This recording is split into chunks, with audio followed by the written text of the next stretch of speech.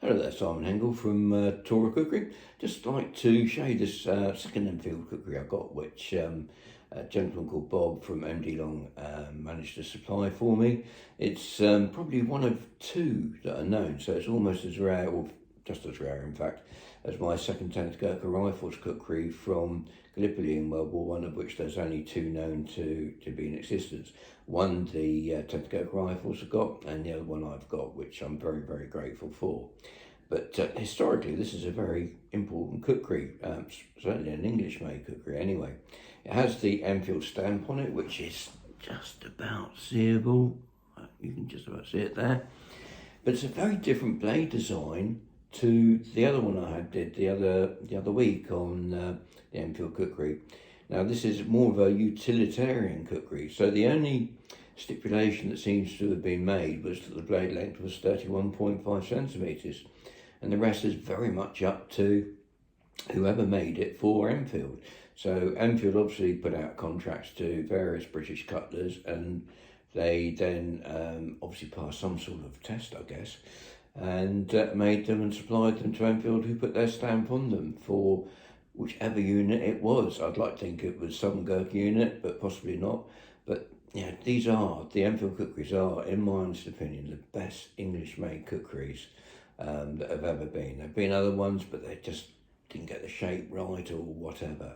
But as I said, you know, the only stipulation seems to have been the blade length. If you actually look at the blade shape, it's very different to the other one, which I'll show you in a minute, just to as a reminder of the shape. The cowdy is different. It's only got one decoration groove, which is completely different to the other decoration grooves on the previous model. The handle is slightly different, and the retainer for the butt cap is very different as well. That's a very early World War One. And of course this is a 1915 model, like the other one is as well. So I'll just get the other one out, and that's this one here. As you can see, it's a very different shape. This is definitely more of a fighter kukri, if you ask me, and this one is more utilitarian.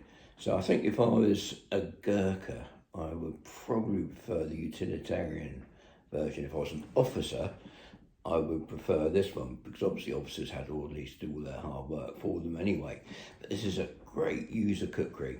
It weighs 550 grams as well, so it's considerably heavier than this one here, which I think was about 475, something like that. So really, really nice fighter kukri. Really, really nice utilitarian kukri, and it's a flat grind. It goes, you know, that sort of V. Sorry, I'm not going to actually tell you to F off, but it's got that V shape. Well, that's what I mean by flat grind, and it literally does come all the way down to a very sharp edge just there. Anyway, I hope you enjoyed the video, and take care of yourselves and enjoy your lives. Thanks again once for watching. I know I said this is more for utilitarian kukri, but that doesn't mean it's not a good fighting kukri as well. I mean, it does, you know, whiz about really, really lovely. So it's not a purely utilitarian kukri. It's quite capable of being a really, really good fighting kukri as well. Anyway, just thought I'd put that little correction in there. Once again, thank you for watching.